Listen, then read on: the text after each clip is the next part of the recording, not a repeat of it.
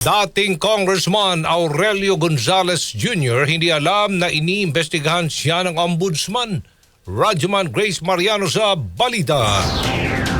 Hindi alam ni dating House Senior Deputy Speaker at Pampanga Representative Aurelio Dong Gonzales Jr. na iniimbestigahan siya ng Office of the Ombudsman. Reaksyon ni Tony Gonzales sa pahayag ni Ombudsman Jesus Crispin Remulla na sinisiyasat din nila ang pagkuha ng mga kumpanyang pagmamay-ari ng pamilya nito sa bilyong-bilyong pisong halaga ng mga kontrata sa gobyerno.